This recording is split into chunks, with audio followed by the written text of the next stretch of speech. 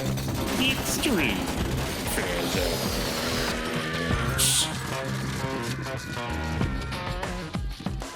All right, let's talk some magnetism. So there's a new format for me. I'm gonna try and do like a little PowerPoint type thing. Magnetism really important in many ways that you don't even realize. We wouldn't have modern society as it is if we didn't understand magnetism. We wouldn't be able to generate electricity if it wasn't for magnetism and an understanding of magnetism.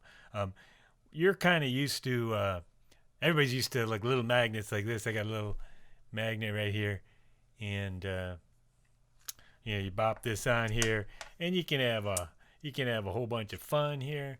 You know, you go like that, you bop that in, hook it,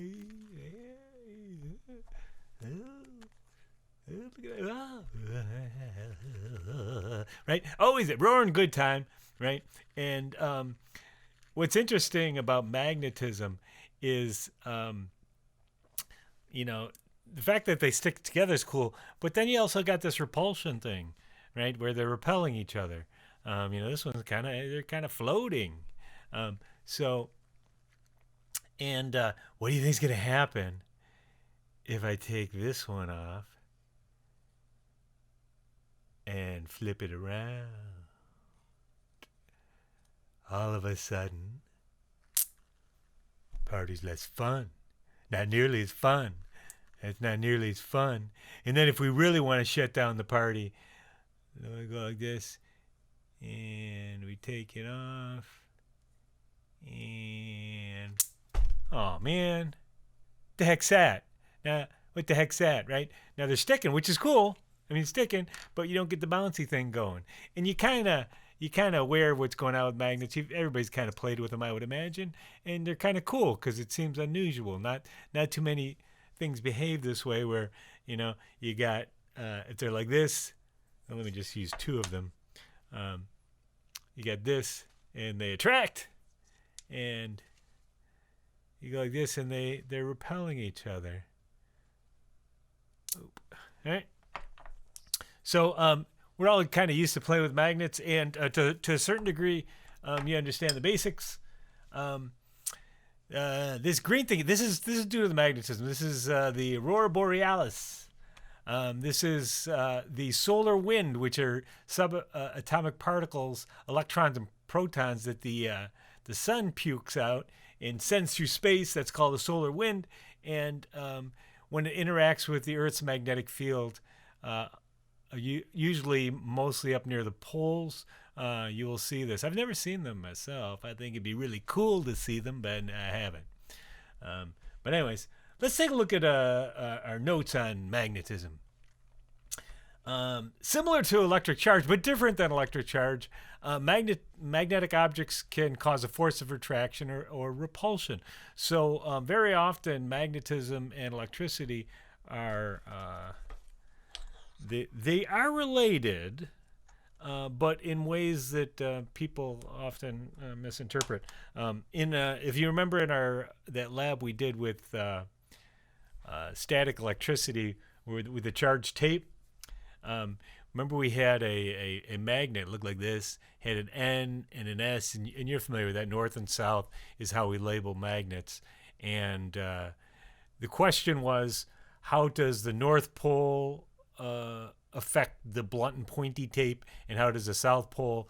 And it turns out that they both behave the same around a charged object, because static charge in magnetism are unrelated.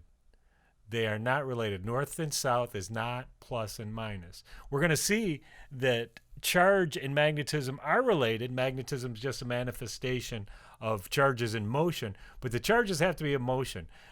Magnetism has nothing to do with static electricity. It does have to do with charges in motion.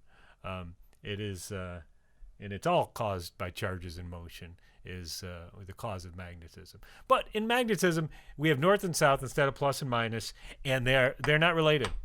North and south, plus and minus, are not related.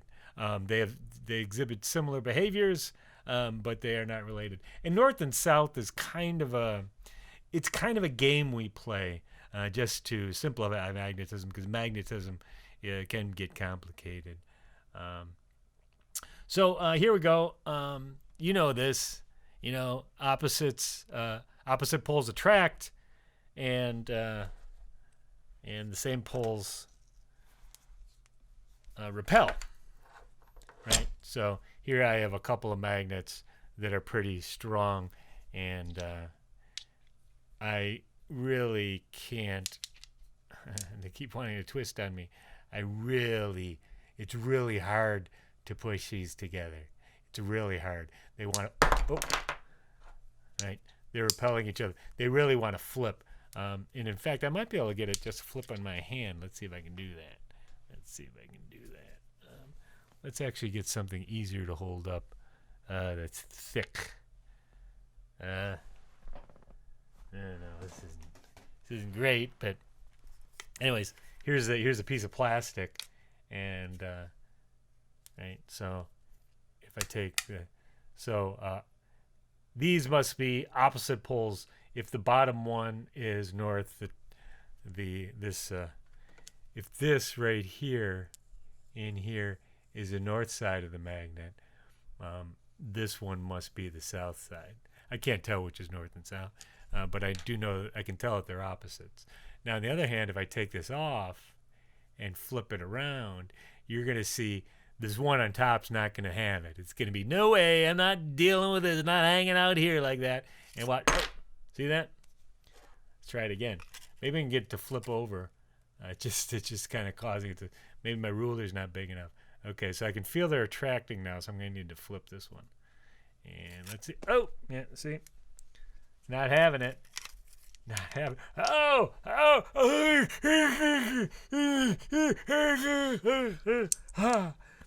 And you can pinch yourself pretty good with the neodymium magnets. These suckers are strong. These are neodymiums. These in hard drives and stuff like that. You see them in a lot of stuff these days, these neodymium magnets. They're like this. And this I can, I could, if I wanted to have a little ear, ow, ow, ow. See, I have a little earring. Ow, ow, ow, ow. See, I'm a hipster. See that? I got an earring. I like having an earring. It's fun, except for the searing pain. There, better. All right. So these magnets are really strong, and when they make them bigger, you have to sign a waiver because it's an extreme pinching hazard. Extreme pinching hazard. You gotta watch out for them. All right. So magnetism. And you got to keep them away from electronic devices. They can mess with stuff big time. All right. Oh, here I have another magnet. You see these a lot on TV. This is a horseshoe magnet.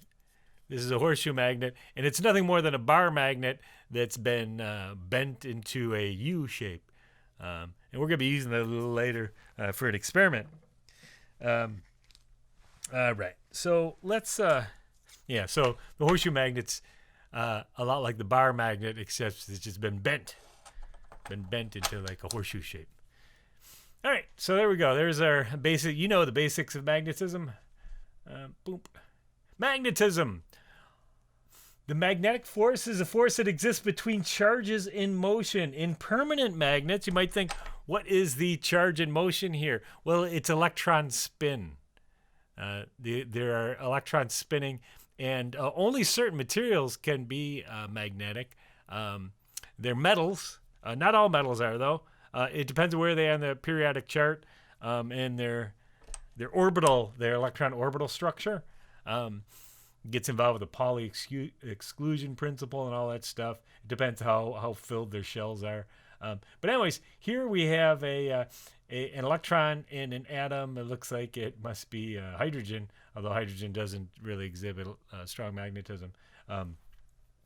And the electrons have a property called spin, right? And that creates this magnetic moment, right? And a little north-south pole. So, but all magnetism is caused by moving charge, and I'm going to demonstrate that in a little bit. So in permanent magnets, the magnetic field of individual iron atoms, basically the most common permanent magnet. These are called permanent magnets. These ones like this. Is iron is the most common. Iron, nickel, and cobalt are magnetic materials that show permanent magnetism like this. But iron is the most common, right? And so you see that anything with a lot of iron, like steel is mostly iron. So the magnetic field of individual iron atoms are so strong that large clusters of them align their magnetic fields. These clusters are called magnetic domains. And they kind of look like this. You can see them with microscopes and things like that. They have these domains, and like this one right here in here has most of their electron spins aligning in one direction. So this is like a tiny little magnet, and this is a tiny little magnet going this way. There's a whole bunch of atoms in each of these domains, and they're pointed in within the domains. The magnetic fields are aligned, but the domains themselves tend to be randomized, right? In an unmagnetized piece of iron, the domains are randomly arranged, right? And even if I took this, which is iron, and it's a magnet, I could demagnetize this pretty easily. Getting it hot will do it. Smashing it with a hammer will, although it might also break the, this is brittle metal. And I will show you a little later that I could take a device, and this north and south thing is kind of bogus. They just, when they created this, they just stamped a north on one side and south on the other. Then they put it in a large magnetic field to align it so the magnetic field in here agrees with this. But I can flip this. I can flip this so that this side would be the north and this side would be the south. And I'll show that a little later. I'm not set up to do that right now, and I wanted to get this video out quickly because I've been spending a lot of time on the AP because they got their tests coming up, but I got to get some stuff for you guys out.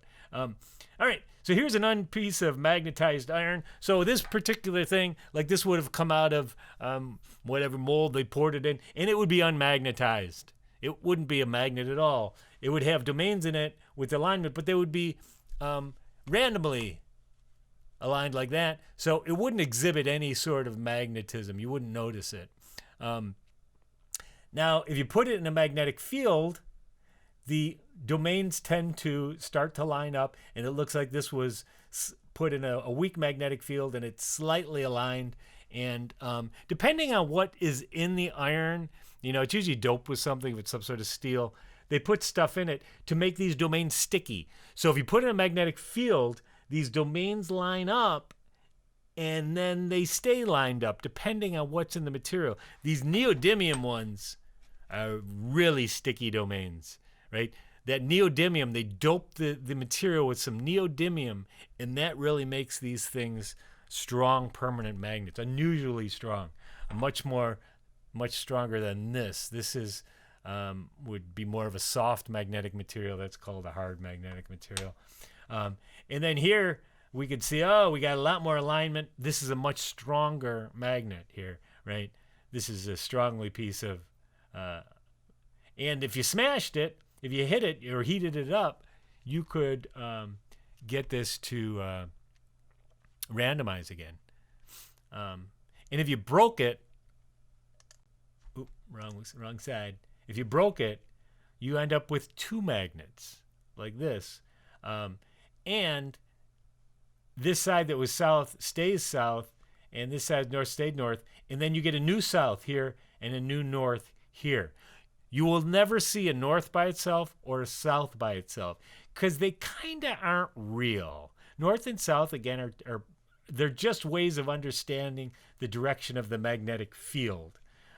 So you will never see what they call a magnetic monopole, which was you won't see a north pole by itself or a south pole, because it really just has to do with a field. It's not an individual thing like charge is. So it's different than charge. So we'll talk about that a little later, and maybe it'll make more sense once we start looking at magnetic fields. All right, and here we are. We're talking about magnetic fields. Now, since whenever we have a situation where space has changed due to something being around, and this is actually May 4th, so may the 4th be with you. This magnet sets up, it has changed, the existence of this magnet right here has changed the space around it, right? So now if I take, let me flip it around. If I take this other magnet, and this also changes the space around it, and we can see that the space around this pencil has changed, because if this wasn't here, right, and I dropped it, it would behave differently, right?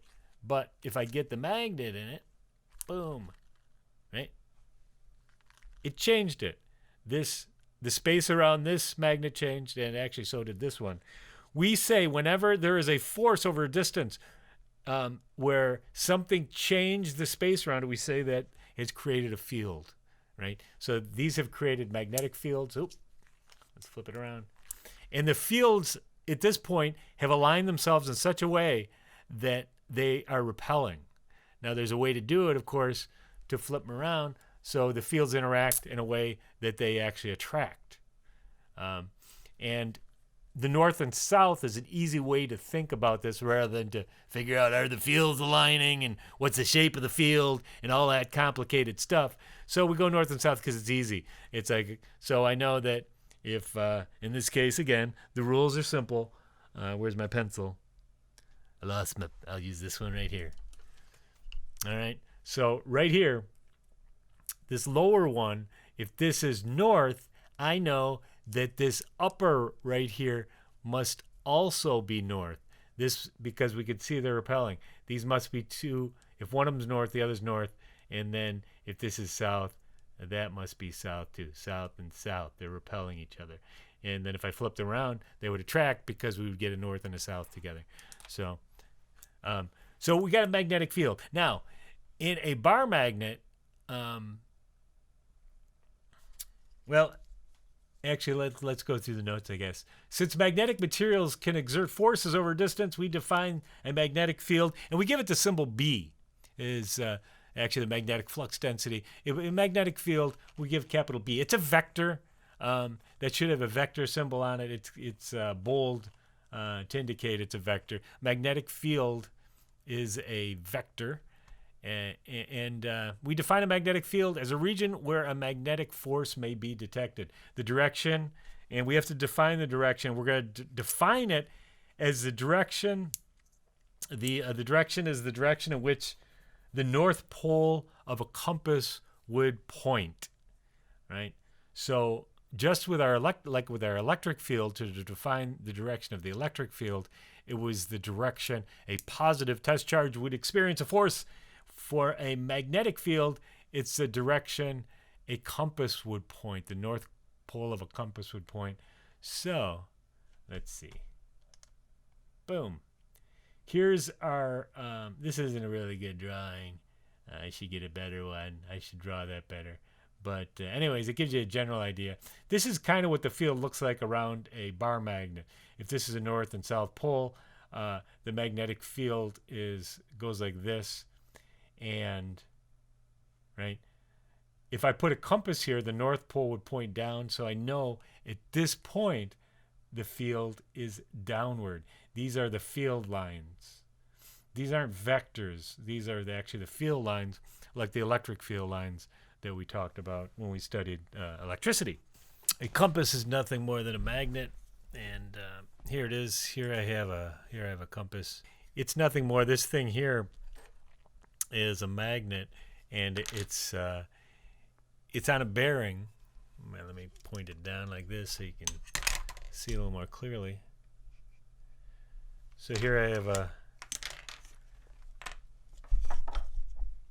and I got magnets all over the place, so it's confused, right? So here I have a compass like that, and it doesn't look like it's in focus very well. I guess because probably the reflection, but you can still kind of see it. And you'll see that if I bring a magnet around, let me grab that little bar magnet. So you can see the red is the what they call the north side of the compass, and you can see it's attracted to the south of my bar magnet. Anyways, so watch what happens if I flip this around. So now when I bring the north side to here, it attracts to the south side, because this is nothing more, the compass is nothing more than a magnet on some sort of bearing, right? And this is kind of a nice one, so it's actually, there's some this one's on a nice bearing. Sometimes they're in fluid,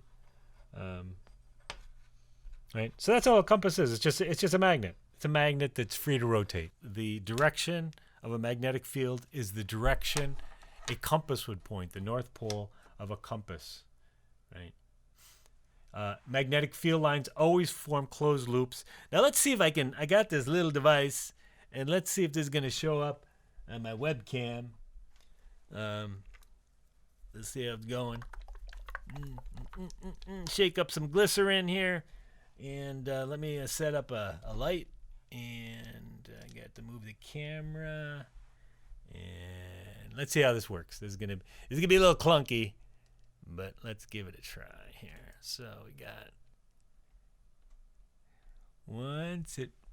I wish I could control the focus. I wish I have to get my good camera. There we go. There. So what you're looking at here is this just a little cube of glycerin, which is kind of a thick liquid, and floating in there, those little things that look like maybe dirt, those are iron filings. And then I'm going to take a magnet here, right there, and I'm going to put it, and there's a hole in the middle. I'm not actually putting it in the glycerin. It's going in the plastic around it. And you're going to see the iron filings start to rearrange themselves. They're going to align themselves in the magnetic field. Let's see. Can you see that?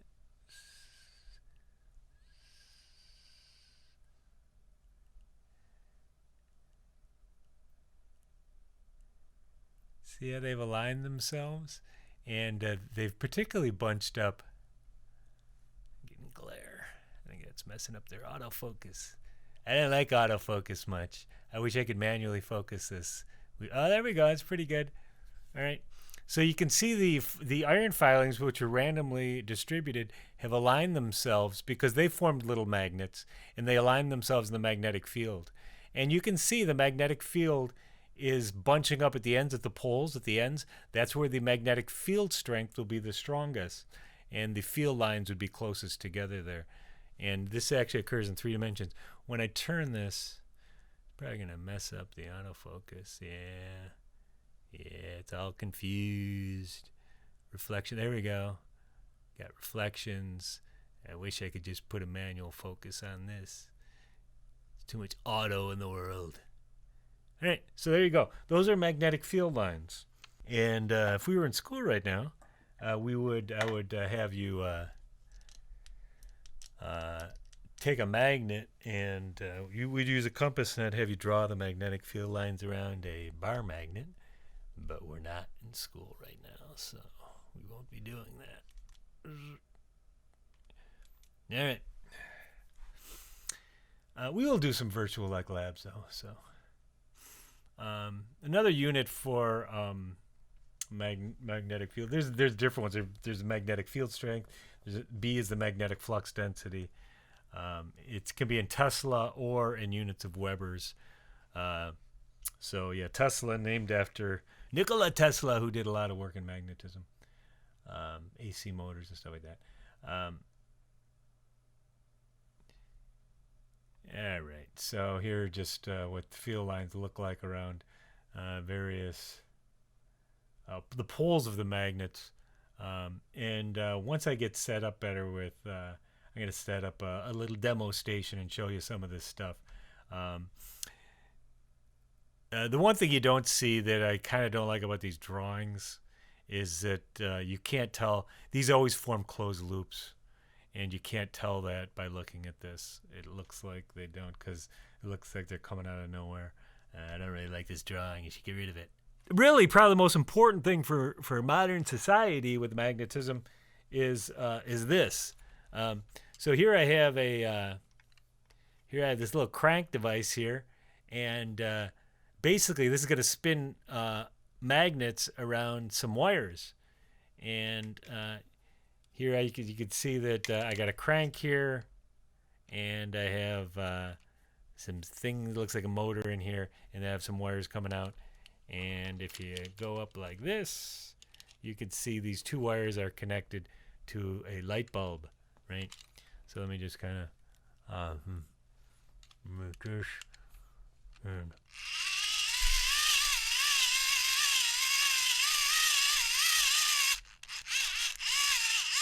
all right. So, really, probably this is what affects your life the most with magnetism. I would imagine is the other thing is that the Earth's magnetic field protects us from damaging solar winds and stuff like that. It deflects the solar wind, and so we're not getting smashed by a lot of these high energy particles. But apart from staying alive due to that, it also allows us to run a blender and a vacuum cleaner and stuff like that, because it allows us to generate electricity.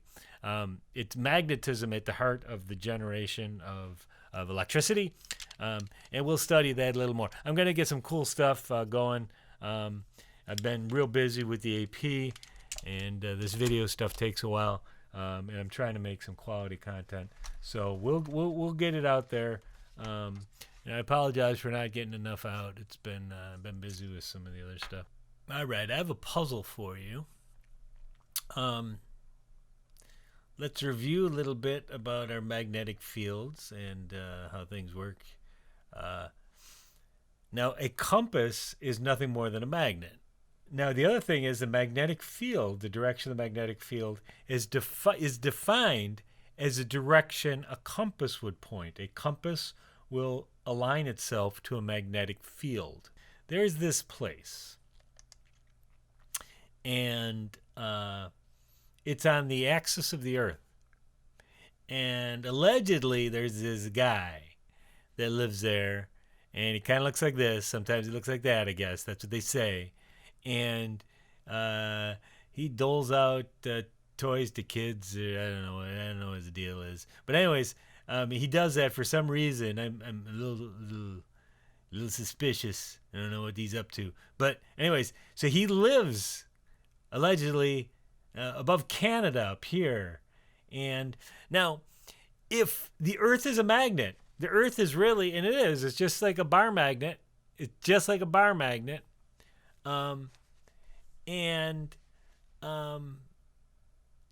If you take a compass, it would point up there. So the Earth is a bar magnet, right? And what we just learned about magnetic fields and the way compasses behave and stuff like that, what pole of the bar magnet does this guy live? What pole does he live at? Right? So he's living on a magnet. The Earth is a magnet.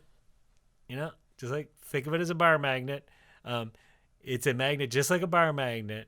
And so what pole does the guy in the red suit, where does he live? All right? So I want you to figure that out. It's going to take some reasoning.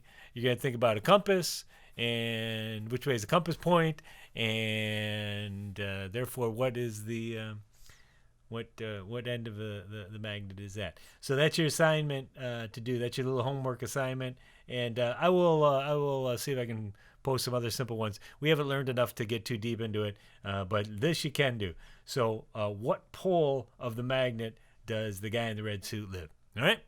So why don't you figure that out using the reasoning and what we learned in our notes. So all right. Talk to you later. Bye-bye. Extreme Fans